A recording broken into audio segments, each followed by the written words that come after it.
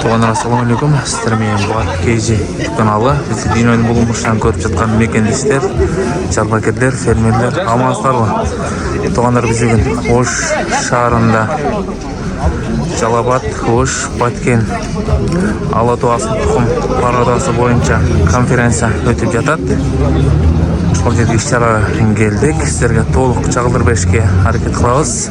Урматтуу чарбакерлер, урматтуу дыйкандар, коноктор, мына биз ойлогондой Кудай кааласа мына канча жылдан бери күткөн бүгүнкү акыркы мына жыйыныбыз болуп отурат.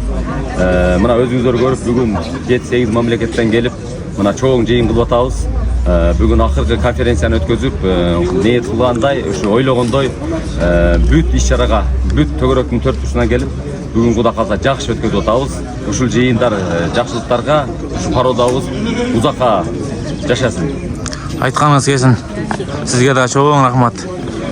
Ушунча элди бириктирип 7-8 мамлекеттен коноктор келди, а?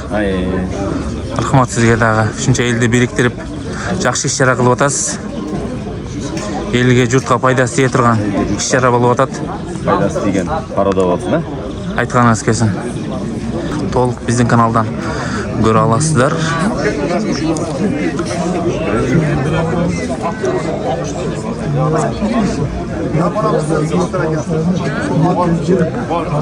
Ассаламу алейкум агай, бул иш-чара боюнча толук маалымат берип койсоңуз. Саламатсыздарбы? Бүгүнкү иш-чарабыз биздики ушу койлордун Ала Тоо пародасын чыгарганга арналыштат. Бүгүнкү иш-чарага алыскы жана жакынкы чет мамлекеттерден окумуштуулар, окутуучулар, профессорлордун коллективи катышып отурат. Негизги максат ушул биздин жаңы чыгарылган пароданы элге жайылтып, ушу келечекте жакшы илимий изилдөө өндүрүштөгү иш пландарды ишке ашыруу болуштат да. Айтканыңыз келсин, элге, журтка пайдасы тие турган парода чыгып атат, буйруса? Кудай буйруса, ушу элге бир жакшы пайдасы тийген жаңы парода деп эсептейбиз да. Айтканыңыз келсин. Рахмат сизге да чоң.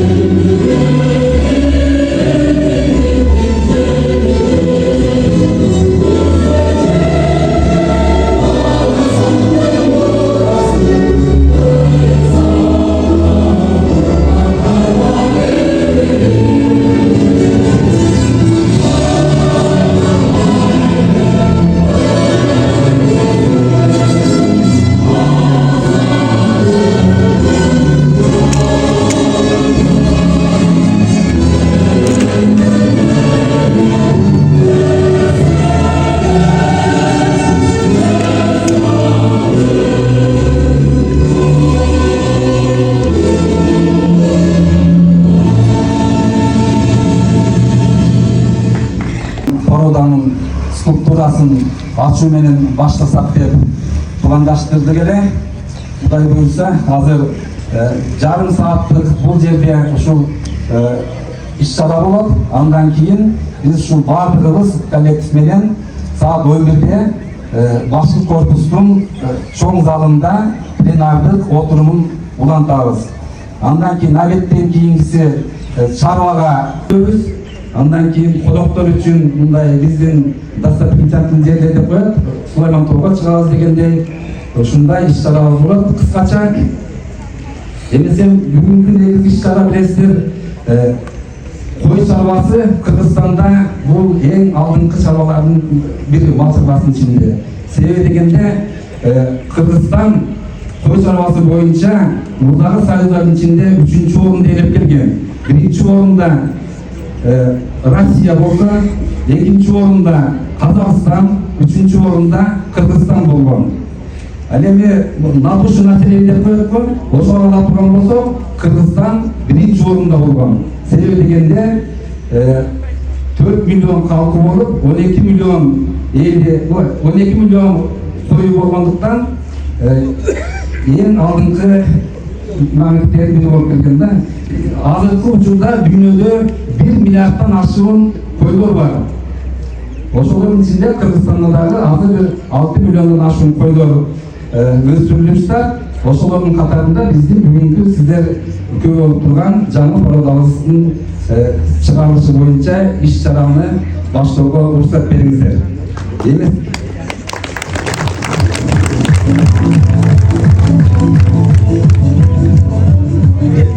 Bugungi ish jarayoni biz ikki tilda olib borsak ruxsat bersangizlar, sebebi bizning bugungi ish jarayoniga olisqi jana yaqinqi mamlakatlardan kelib o'tiradi. Turkiyadan Sivas universitetining dekani kelib o'tiradi. Rossiyadan Ilim akademiyasining professor Visheva sistema institutidan qatnashib o'tiradi. Qozog'istondan Agrarlik akademiyasining vitse-prezidenti qatnashib o'tiradi. O'zbekistondan bir to'p o'quv joylaridan qatnashib o'tiradi. O'shaning uchun ruxsat bersanglar, rasmiy tildagi сөйлегімге. Демесем, для открытия и приветственного слова представляем проректору по научной работе и инновациям Ошского государственного университета, кандидат физико-математических наук, доценту Эшарову Элизабек Асановичу. Саламатсыздарбы, урматтуу бүгүнкү конференциянын катышуучулары, меймандар жана кесиптештер, ушул Алатоо пародасынын ачылышына арналган иш-чараны ийгиликтүү өткөзүүгө баардыгыңыздардын салымыңыздар чоң деп ойлойм.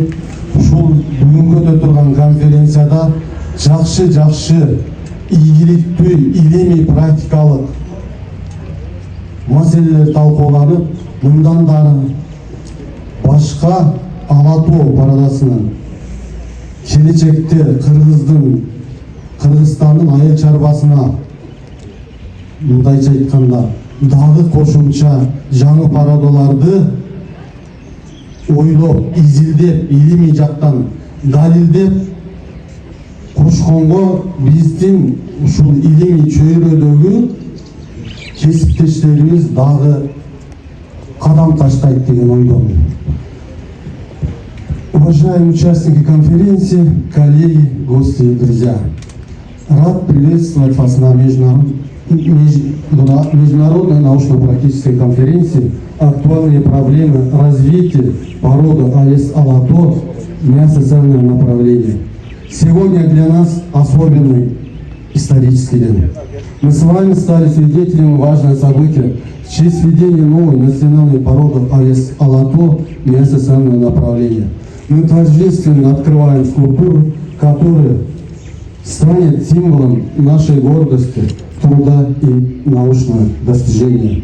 От всей души поздравляю всех присутствующих с этим знаменательным днем. Пусть будет новая порода АЭС Алатоо гордость и символ нашей земли. Спасибо за внимание. Рахмат, Эдуард Гасанович. Демесем, өзіңіз баш болып, бүгінгі шутклуктараны ачып беріңіздер. Ачып бергенге асыл тұқым жана институттың ақсақал ағайыбыз Исламин ағай, келіңіз, сіз дағы жардам беріңіз бізге.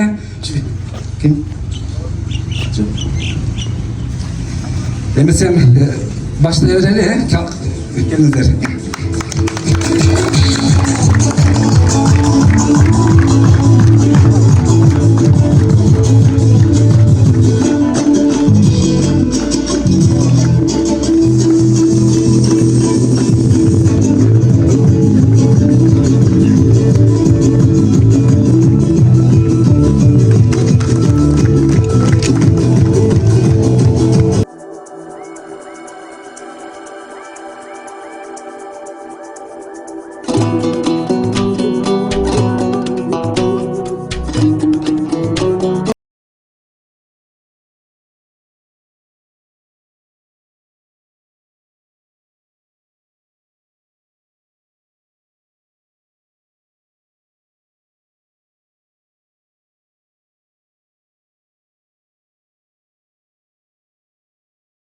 уважаемые участники сегодняшней конференции.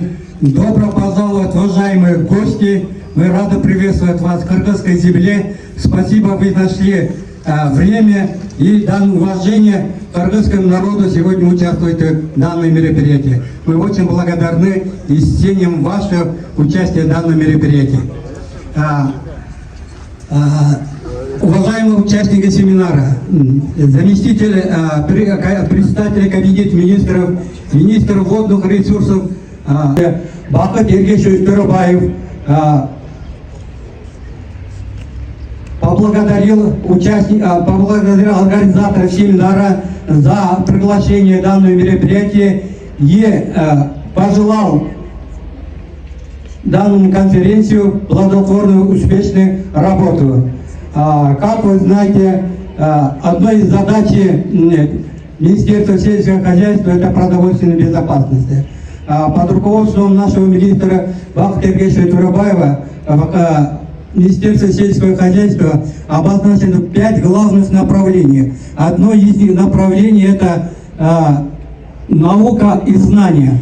Когда наш министр подчеркнул, когда рядом наука и знания производства идет, будет хорошее достижение результата.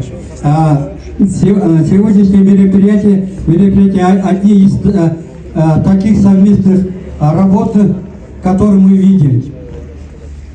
Вот результатом данной совместной работы это создание алатауской породы. Разрешите поблагодарить и выразить благодарность авторам коллектива алатауской породы. В истоках этой данной породы Сырбайке. Давайте аплодируем данному человеку. Турсатбек, председатель ассоциации алатауской породы. Благодаря получили такой результат. И науки Абдугана Байке, который производит совместно олимпиады.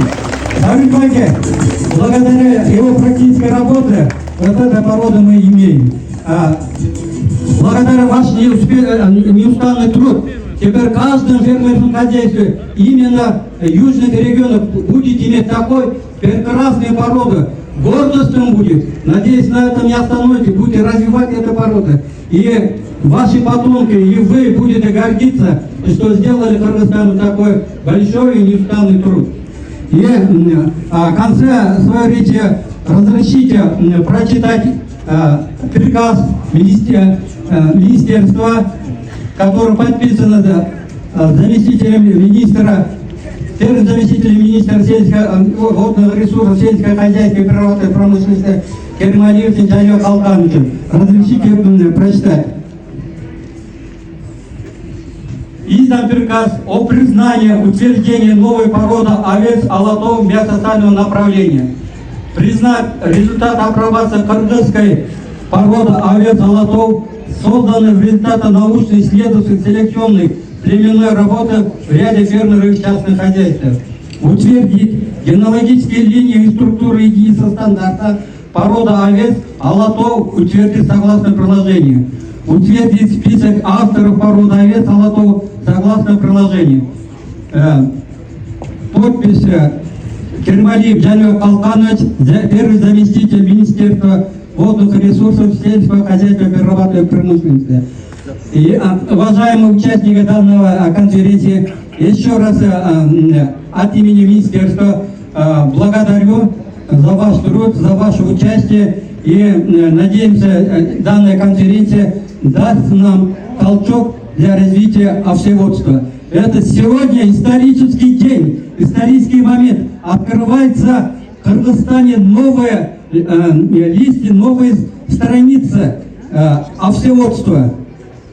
Спасибо за ваше участие. Большое спасибо. Казахстану. Саламатсыздар ма, құрметті әріптестер, қадірменді бауырлар. Біз енді өте ерекше қуанышпен осы Ош мемлекеттік университетінің жанындағы міне конференцияға, халықаралық конференцияға үлкен қуанышпен қабыл алып шақыруды қатысып отырмыз. Добрый день, уважаемые участники международной конференции, посвященной совершенствованию новой биосоциальной породы Алато, которая организовала коллектив ученых, коллектив Ожского государственного университета. Да, действительно, сегодняшнее мероприятие является историческим моментом, который запомнится как день, который пропагандирует овцеводство. Казахстан и Кыргызстан и страны Центральной Азии, вообще тюркские народы всегда занимались животноводством. И одним из таких вот важных направлений данной отрасли это было овцеводство. В Кыргызстане нам известны очень такие уникальные породы овец, которые успешно разводились и были созданы целенаправленным трудом ученых-селекционеров Кыргызстана. Это такие породы, как алайская порода, уникальная порода, алайская порода, автор Ботпаев. Порода тяньшанская порода, единственная порода, которая разводится на высокогорных пастбищах.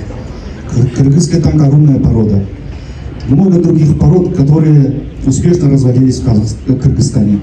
И сегодня в связи с изменениями рыночных условий, изменениями конъюнктуры рынка, лаборатории в области создания новых пород в овцеводстве.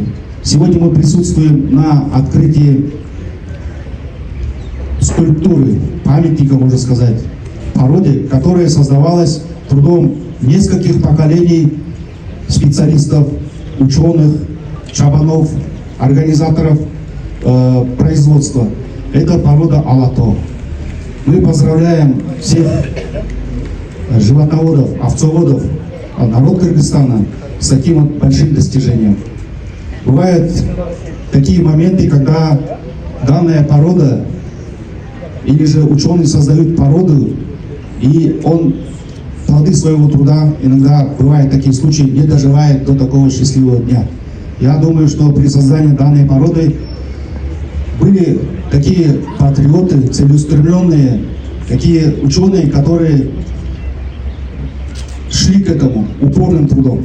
Поэтому нам посчастливилось с нашими коллегами из Турции, из Российской Федерации, города Москва, из Узбекистана, братских республик наших, поучаствовать и принять участие в такой торжественном мероприятии, как открытие такого памятника. Я, например, не видел, вот я благодарю организаторов, что именно в Кыргызстане на территории Ожского государственного университета, который имеет большую историю и традиции, славной традиции, создается вот такая порода, и в честь нее ставится вот такая скульптура. Я понимаю, что данный памятник, скульптура породе Алато, оно одновременно прославляет, можно сказать, труд животноводов. Она посвящена всем людям, всем труженикам села, всем животноводам, которые занимаются, несмотря на трудности, на погодные, на социальные трудности, занимается данной такой отраслью, которая является, можно сказать, славной такой вот традицией, а также экспортный потенциал для Кыргызской республики.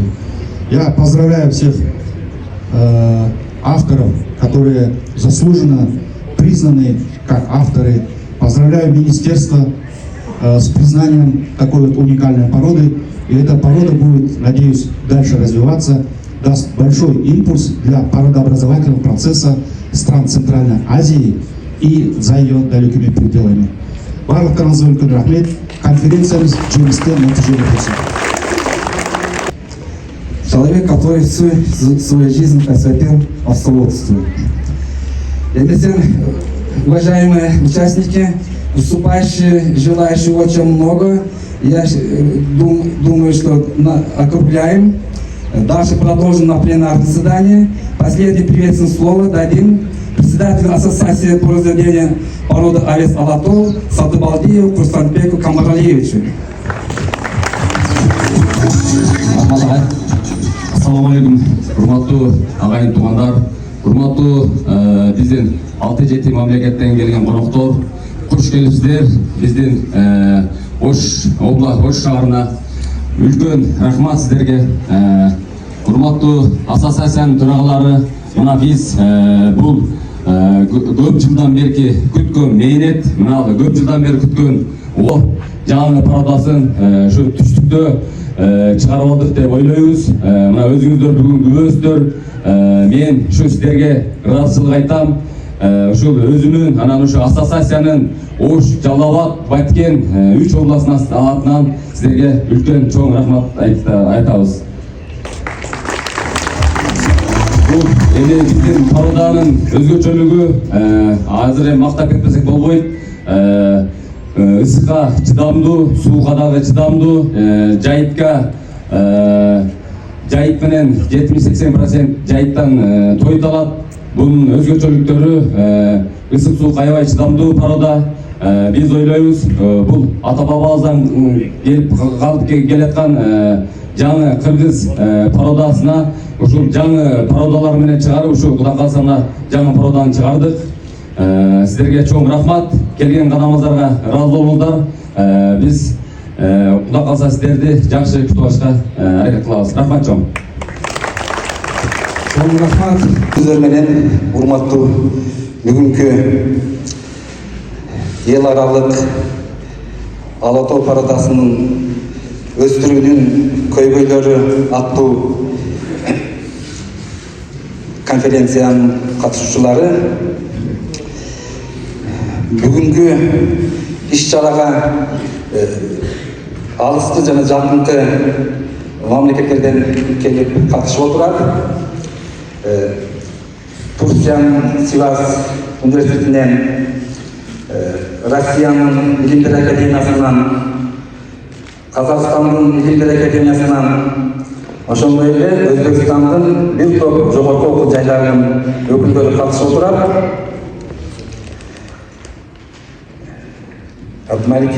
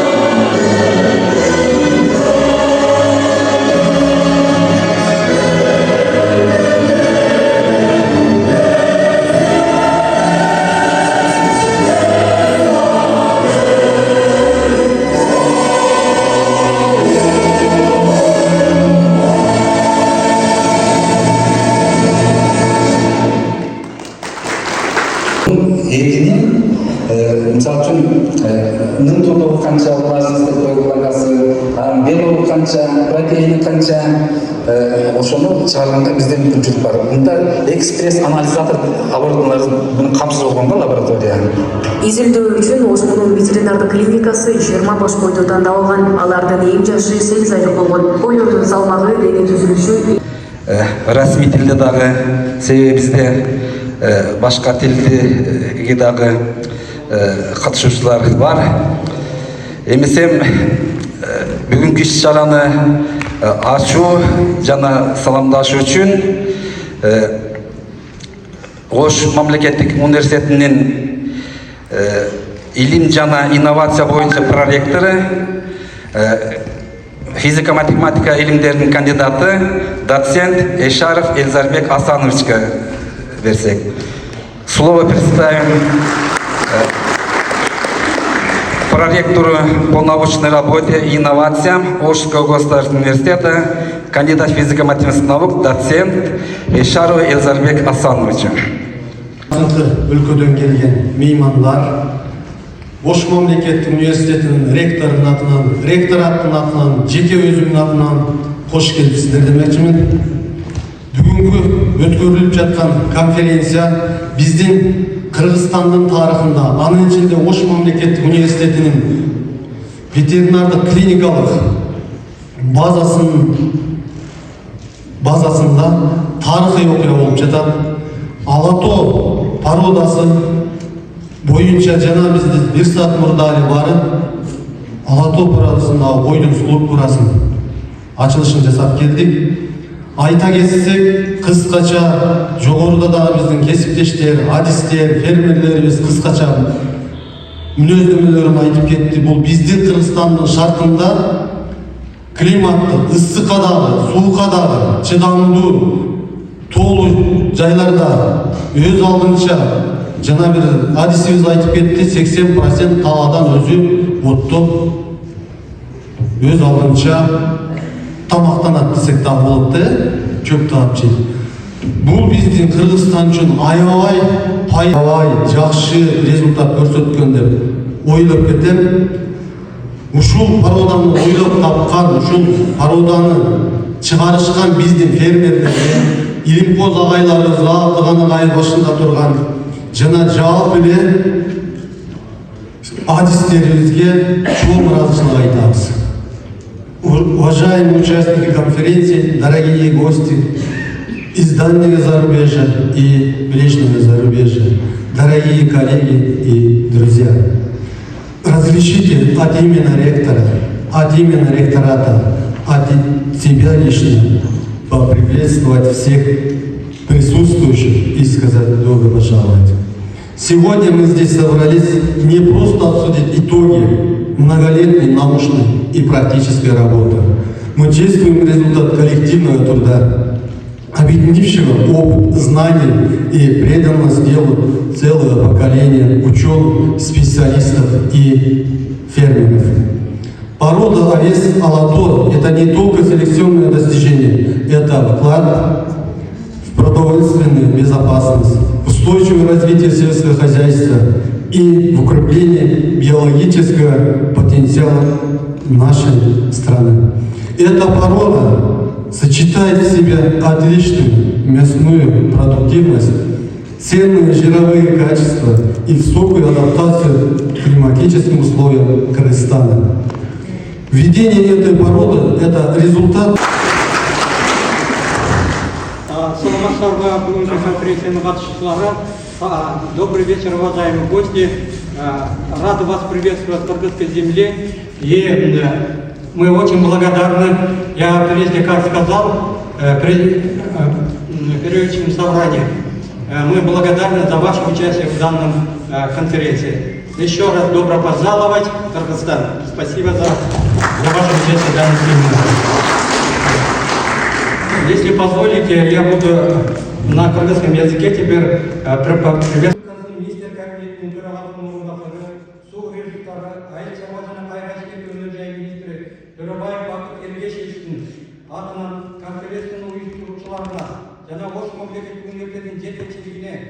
Жана бүгүнкү конференцияга катышып жаткан бардык катышуучуларга Кыргызстанды сыйлап, Кыргызстанды урматтап, кыргыз жерини урматтап, биздин жакшылыгыбызды бөлүшүп келген конокторго өзүңүздөргө белгилүү болгондой, айыл чарбасы өндүрүшүн өнүктүрүү, анын ичинен мал чарбасын өнүктүрүү, жана алардан эт сүт өндүрүү малдын сандыгына байланыштуу болгондуктан анын асыл сапатына байланыштуу. Азыркы кезде Кыргыз Республикасынын өкмөтү жана суу ресурстары айыл чарба жана кайрашчылык өнөр жай министрлиги тарабынан малдардын асыл тукумдугун арттыруу боюнча алалыкка иштер жүргүзүлүп атат. Эсептеп айтып кетсе, Кыргызстан боюнча 185 асыл тукум чарбалар уюштурулуп, Кыргыз Республикасындагы товарды фермерлер азык түкүм малдар менен камсыздап келүүдө. Ошондой өзүңүздө да белгилүү болгондой болуш керек. Биздин президентибиз Садыр Тургунбай Жапаров өзү элдик курултайда дагы айтып белгилеп кетти эле, кийинки сөздөрүндө белгилеп кетти.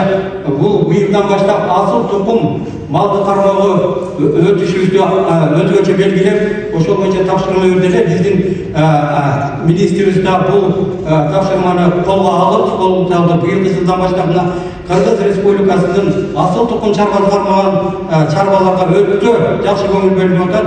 Атап айтып кетсе, $150 миллион 3% менен биринчи жолу кредит берилип атат, жеңилдетилген. Андан тышкары айтып кетсек, 264 жасалма уруктандыруу пункттары Кыргызстанда малдардын атын арттыруу боюнча иш алып барылып атат. Ошол эле убакта азыр 60 миллион дагы акча бөлүнүп Кыргыз Республикасына бардык жасалма уруктандыруу пункттарын ачуу боюнча, андан кийин Кыргызстан боюнча 270 миң урук малдын урун алып келип бөлүштүрүү боюнча дагы бекер таркатуу берүү боюнча дагы азыр акча бөлүндү. Бул багытта да иш алып барылып атат. Дагы бир белгилүү кетчү нерсе, кой багыты дагы көз жазында калган жок. Бул багытта дагы азыр иштер жүргүзүлүп атат. Сырттан дагы асыл тукум кочкорлорду алып келүү боюнча, андан тышкары ошол биз азыр анализ деп көргөндө койлорду жасалма уруктандыруу боюнча иштерди жакшы жолго коюуга туура келет экен. Анан ушул багытта да иш алып баруу максатында азыр 12 миллион акча каралып, бул багытка дагы акча бөлүнүп атат. Андан тышкары бүгүнкү айрыкча түштүк жергесинде климаттык шарттын ыңгайлашкан эт май багытындагы Ала Тоо пародасынын пародасы катары бекитиши келечекте кой баккан фермерлерге асыл тукум кочкорлор менен камсыз кылып, алардын киреше булагын арттырып, экономикалык жакшыртат жана азык-түлүк коопсуздугун камсыздап келет. Мен ушул убакыттан пайдаланып тегинде айтып кеттим эле, адамдын эмгегин баалабай койгонсо болбойт. Баалаш керек, адамдын эмгегин айтыш керек, жакшы кылган адамдардын жакшы жактарын айтып, жакшы ийгиликтерин колдосок, биздин мамлекетибизге көп жакшылыктар болот. Дагы бир жолу өчөр аба, бир ордуңуздан туруп койсоңуз. Курсат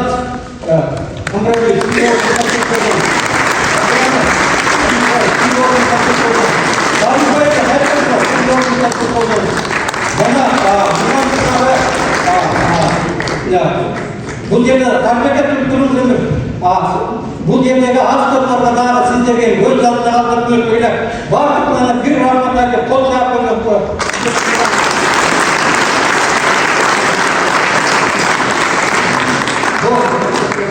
Сиздерге Бакыт Эргешевичтин сөзү бар. Илим билим менен өндүрүш айкалышмайынча өнүгүү болбойт дейт. Мына илим билимди айкалыштырып, азыр өзү дагы көп чогулуштарды барып туруп, Агран университеттин базасында барып отурат. Мындай министрликте бар деп жаштарга көрсөтүп. Бүгүн мына сиздер дагы жаштарга жакшы неме кылдыңыздар. Именно бул түшкө кирбеген, мындай ойдо болбогон нерсени ойлоп тапкандарга чоң рахмат. Анткени айкөлдү көрүп, ушундай кой бар экен, биз да ушундай ийгиликтерге жетсек экен, биз да ушундай иштерди кылсак экен деп жаштарга жакшы өбөлгө кылат турган. Алар күндө көрүп, күндө ушундай кимдер жазат экен деп силердин артыңардан дагы Кыргызстанга жакшы дагы паралар чаралар өргө сөз бергениңиздерге сиздерге дагы бир жолу чоң рахмат.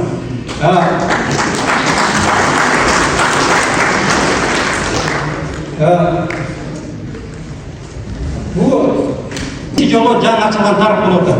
Тарыктын жаңы барактар ачылды деп айтсак болот. Анткени мына биздин министрликтин буйругу менен Жанёк Балканович министрдин биринчи орун басары кол коюу менен Ала Тоо пародасы официальный апробациядан өтүп кол коюлуп бекитилди деп бүгүндөн баштап расмий айтып кеткенге укугубуз бар.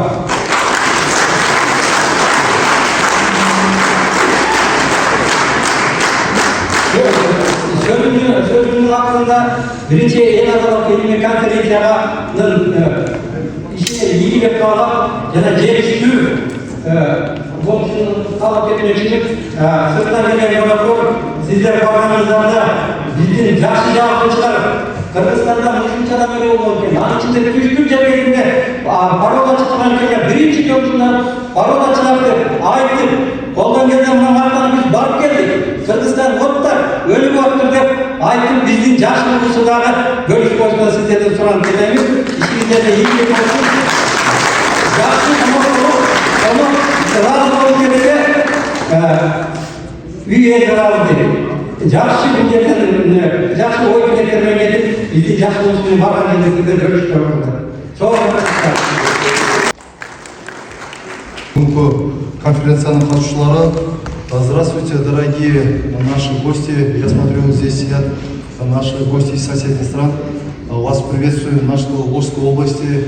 Очень приятно с вами встречаться на сегодняшней конференции. Урматтуу, бұл жерде мен қарап кетсем, бұл жерде иш-чара ұйыштырған Министерство образования и науки, Ош облысында Ош мемлекеттік университетінің жамааты, Министерство водных ресурсов, сельского хозяйства, Айыл шаруашылығы министрлігі, Институт естественно-физической культуры и спорта тұрады. Бүгінгі первый международный научно-практические конференции «Актуальные проблемы развития породы овец, алатау, мяса, сального направления». Чыманда біріншіден чоң рахмат бұл açılış. Біз айтып кетеміз, біздің мемлекетіміз айыл шаруашылығына, мал шаруашылығына ыңғайластырған.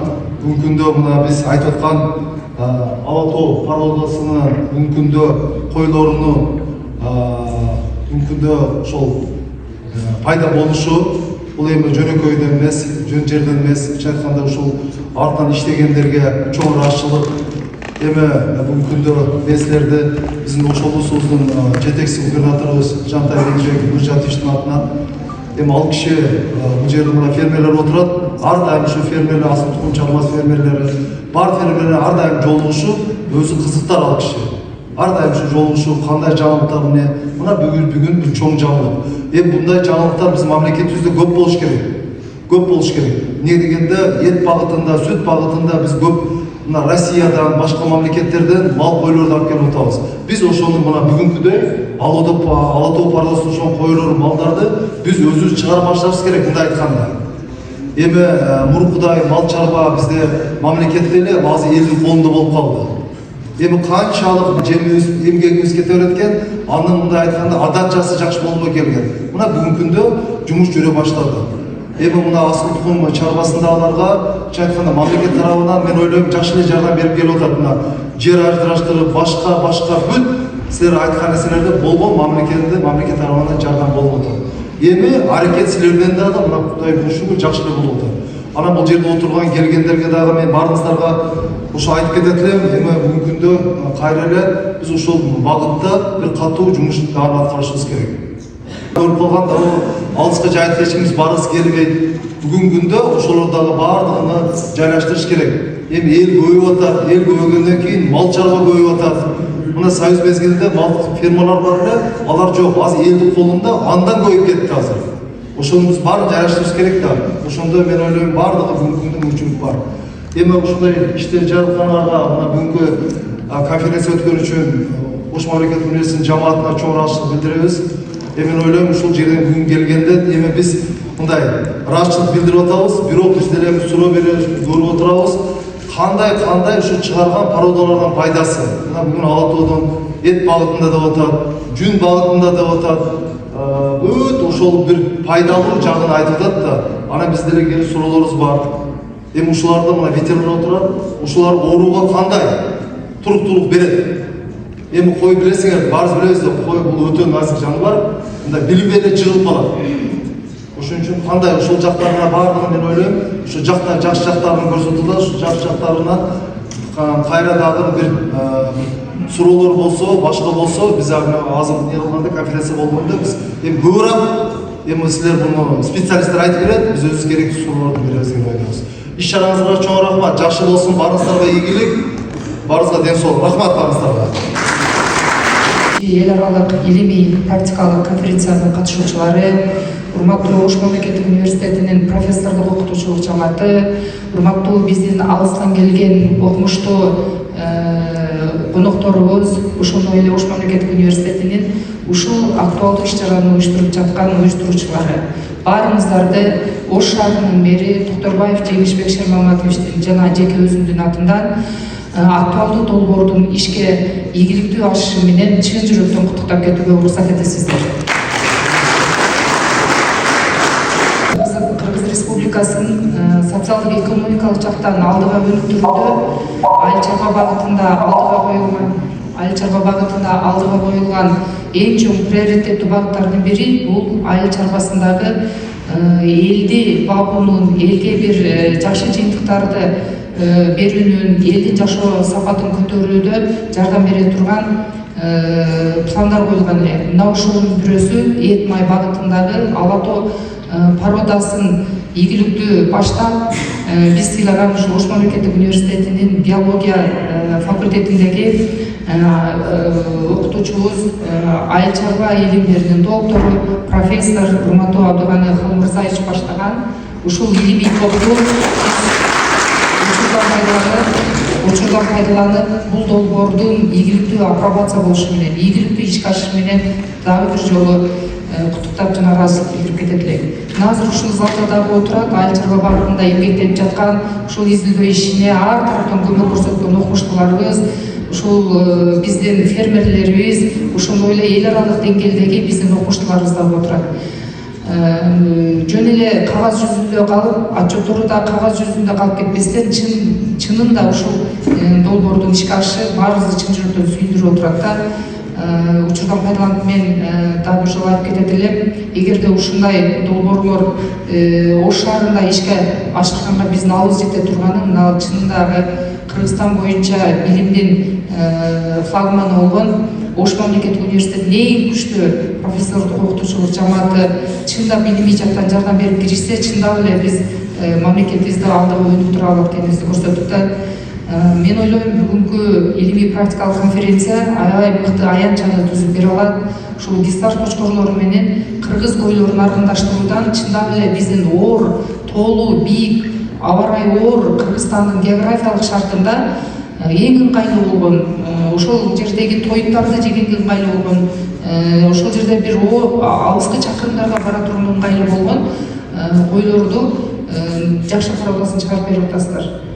Биздин миграция аябай күчөп турган мезгилде мен ойлойм, сиздер ушул айыл чарба багытындагы берген жыйынтыгыңыздар биздин жаштарды миграцияга чет элге чыгарбастан, ушул эле Кыргызстанда өзүбүздүн шартыбызда мыкты экономикага салым кошо турган жаштардан чыккан фермерлердин бир жоон тобун пайдаланат деген ишеничтебиз.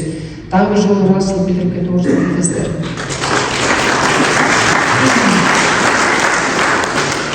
Уважаемые участники состава Ошского государственного университета, позвольте поздравить вас от имени мэра города Ош Токторбаева Жеңишбека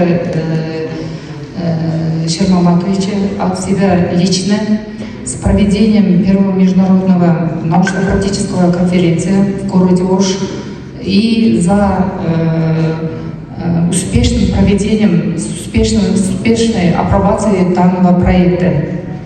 И, пользуясь случаем, позвольте выразить слова благодарности нашей научной группе во главе Абдыгана Халмырзаевича и нашим дорогим гостям с наших соседних стран в проведении и исполнении данного проекта. Мы думаем, что сегодняшняя площадка научно-практической конференции даст хороший результат. Еще могут нам дать полезные советы в проведении данного проекта. Биздин Түркиядан келген arkadaşlarга дагы тешеккүрлөрдү билдиребиз. Сиздерге чоң тешеккүрлөр, рахмат. Рахмат чоң баарыңыздарга.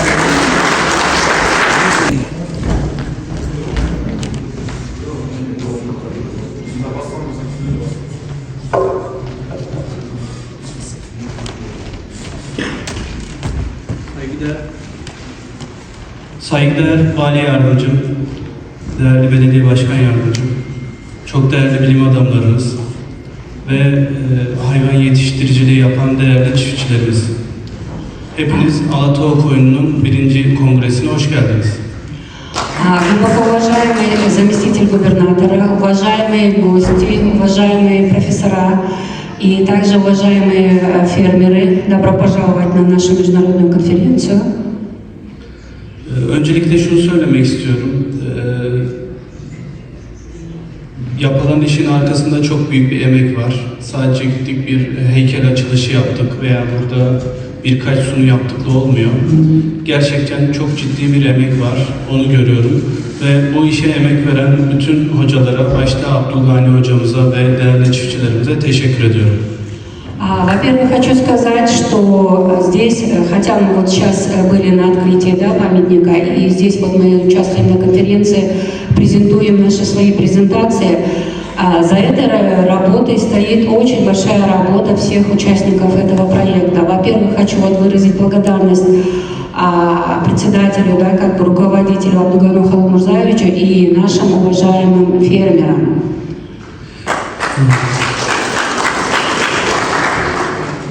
Bizim ülkemizde de, sizin ülkenizde de görüyorum. Yurt dışından gelen hayvan ırkları oldukça fazla geldiler. Я как вижу, как я заметил, и как в вашей стране, также и в моей стране, очень много сейчас завозят пород животных из-за рубежа.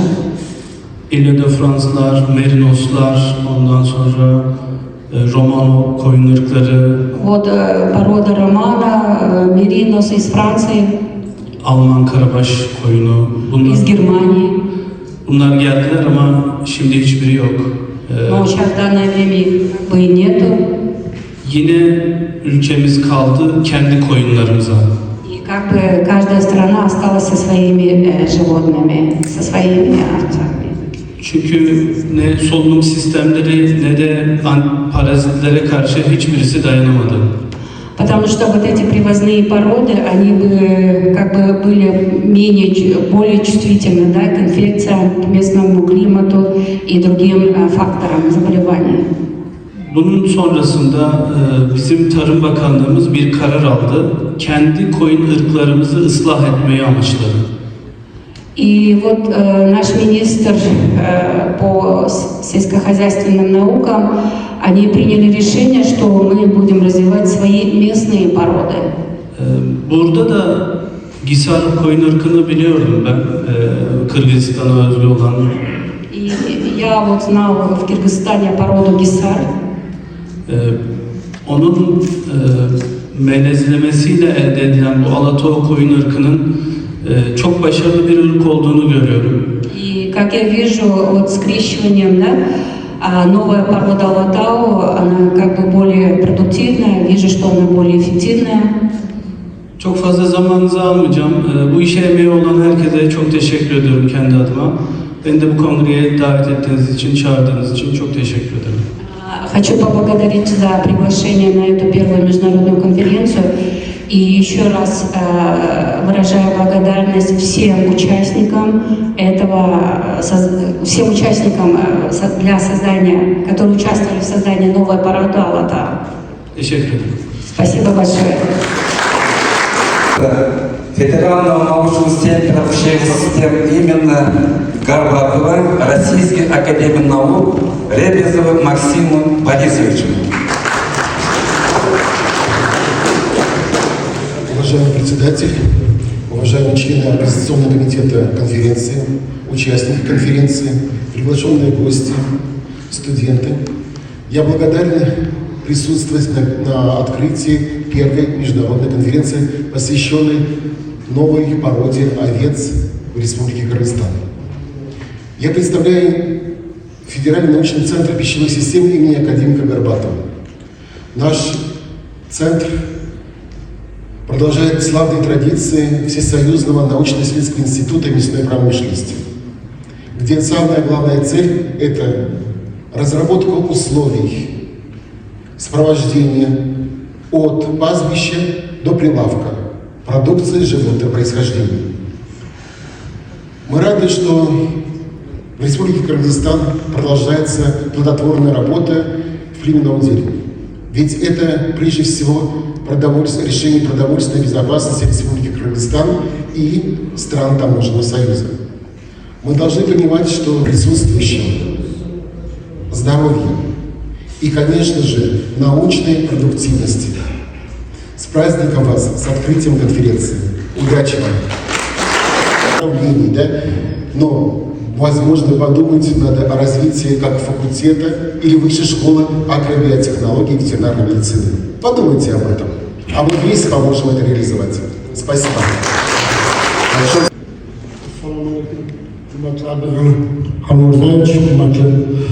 Birinchi ilmiy amaliy konferensiya Alatoq zoti bo'yicha. Endi hurmatli ustozlar, zot yaratish albatta qiyin. Uni zotning tarkibida liniyalar, tiplar, guruhlar bo'ladi. U qancha mehnat ketgan. Avvaldan juda qiyin ish. Bu faqat Qirg'izistonning mehnati emas, butun O'rta Osiyo xalqi uchun yangi bir mo'jiza deb qabul qilishimizni so'rayman.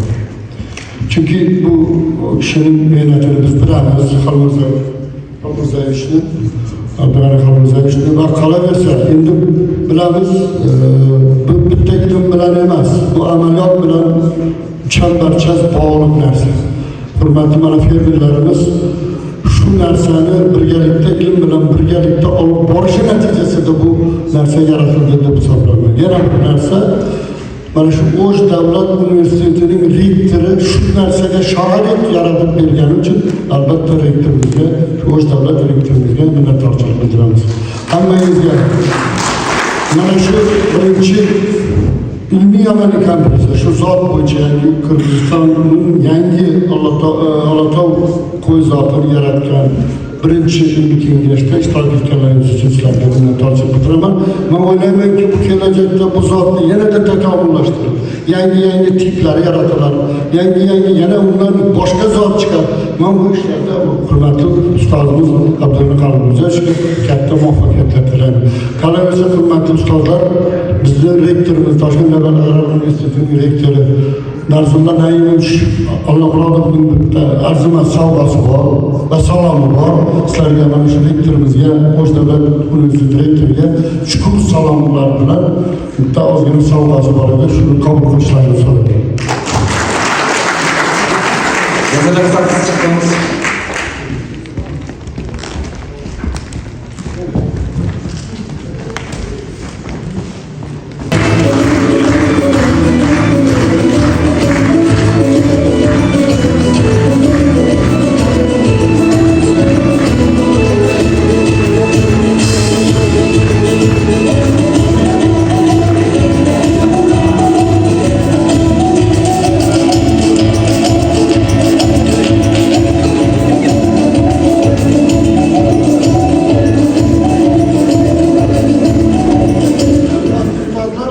Albatta zot yaratish boya aytdim, qiyin ish. Mana bizni yaqin arada bizning O'zbekistonda ham yangi zot yaratish sharafida turibdi.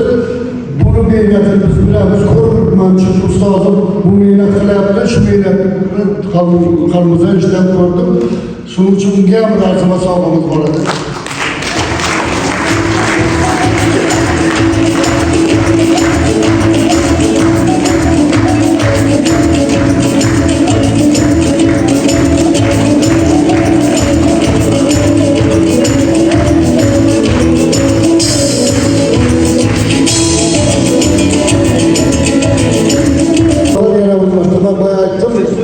İlim ameliyat bilan o'zbek bog'liq. Shuni yaratishda mehnat qilgan fermerlarimizga arzimas sovg'alarimiz bor edi. Uni ham qabul qilsangiz. Katta rahmat yana bir marta hammangizga. Murtamalay aka, kelib qo'yamiz. Saltanat aka, sizga da kichkina belagi bor ekan, og'aylardan olib qo'ysangiz, aka deb aytdilar. Sotib qo'ysa.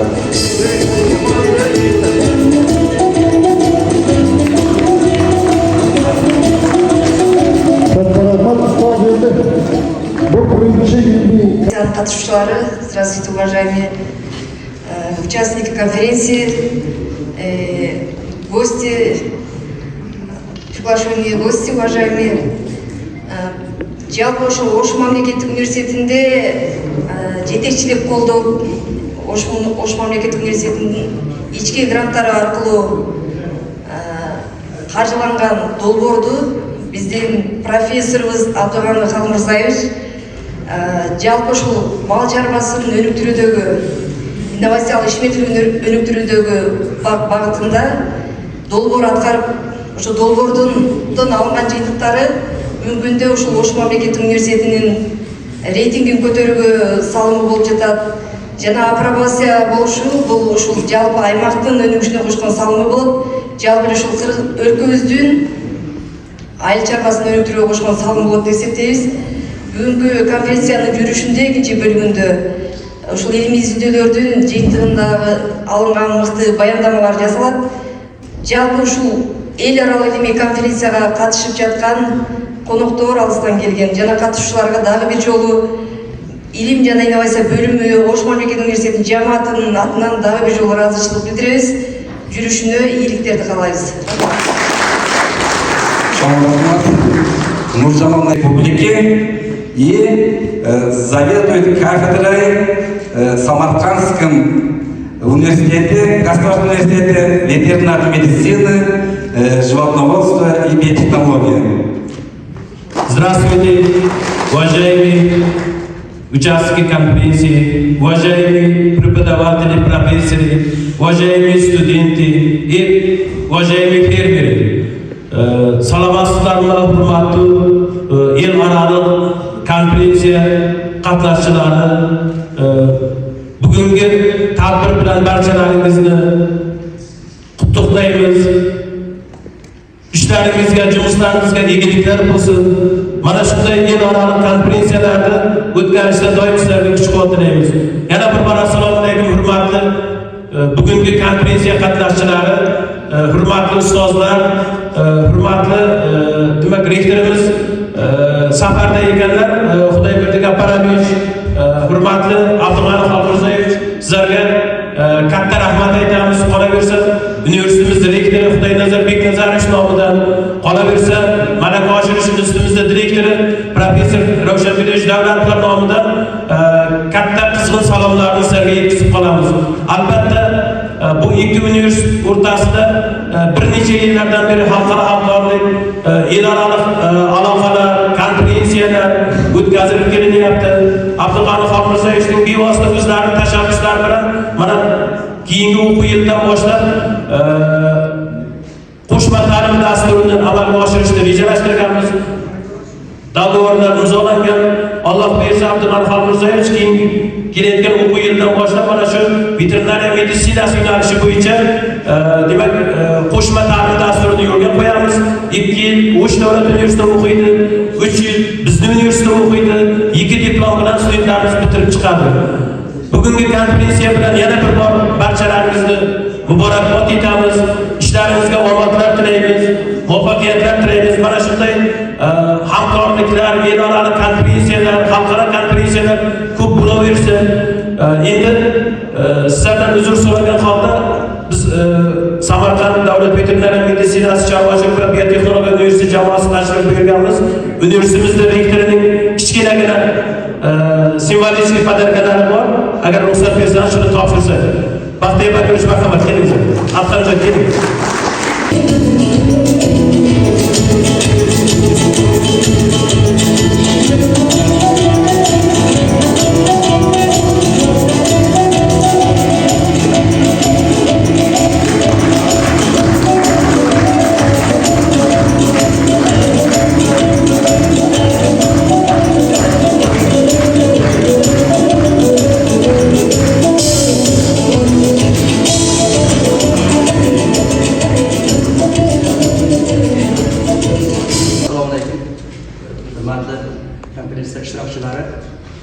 Hurmatli qadrdon Qirg'izistonlik hamkasblar va chorvadorlar, biz Samarqandga kelib juda xursand bo'lib o'tiribmiz.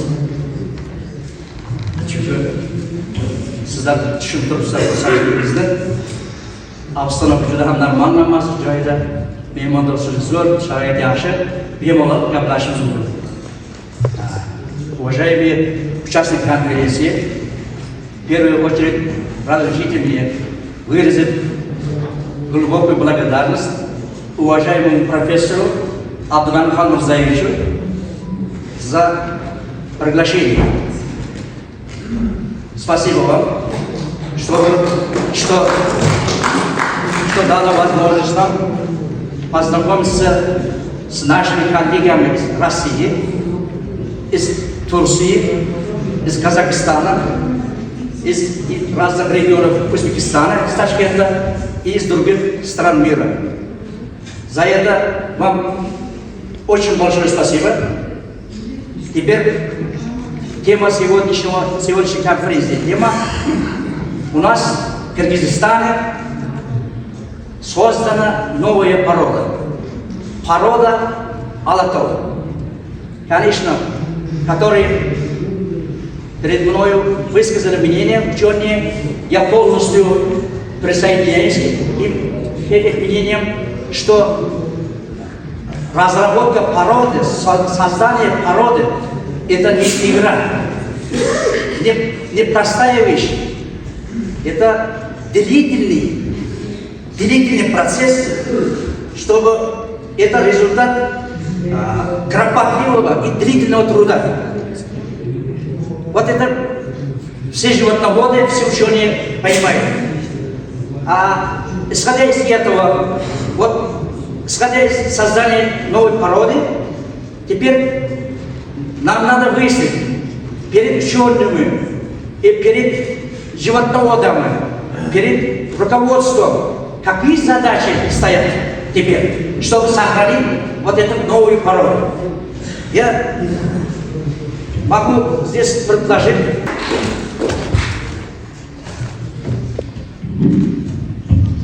Ассаламу алейкум.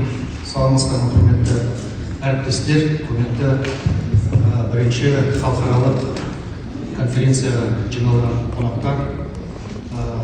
Біріншіден осы конференцияны ұйымдастырып отырған Ош мемлекеттік университетінің ректоратына, басшыларына, осы бағыттағы жүрген университеттің ұйымдастырушыларына үлкен рахмет айтамыз. Добрый день, уважаемые участники конференции. Сегодня очень такой плодотворный день. Международная конференция посвящена уникальному достижению животноводов, овцеводов Кыргызской республики. Это создание мясосальной породы Алатау. Как вы знаете, селекционный процесс очень многогранный, очень емкий, очень длительный по своему процессу завершения. Селекционный процесс, он включает очень много направлений, компетенций специалистов, которые направлены на создание. Здравствуйте, уважаемые коллеги. Позвольте мне презентовать тему состояния достижения и перспективы развития овцеводства Узбекистана. Овцеводство следующее. Овцеводство является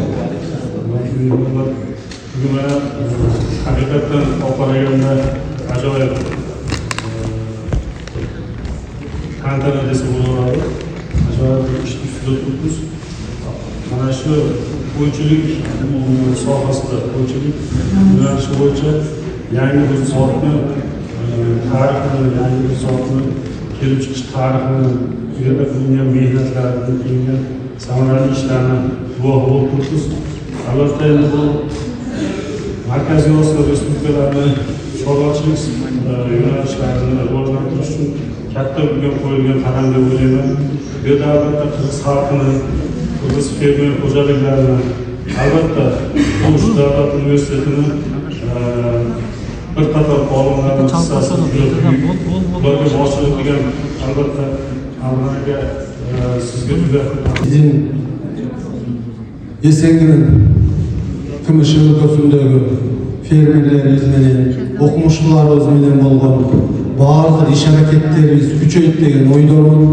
Бир эле Алатау породасы менен токтолбостон башка да жаңы породаларды Абдыганы Халмырзаевичтин башында туруп биздин ветклиника дагы жаңы породаларды чыгарат деген ишенимдебиз. Ошону менен катар эле жакынкы komşulaş ülkeden gelgen, Kazakistan, Özbekistan'dan gelgen, Rusya'dan gelgen Türkiye'den gelgen bizden okumuşlular dagı ilimi hizmettaşlıkты biz ulantабыз деген ойдомун. Bizim ошонун жакшы жактарын, коңуш өлкөлөргө айта барыңыздар, жаман жактарын жашырып коюңуздар. Рахмат сиздерге.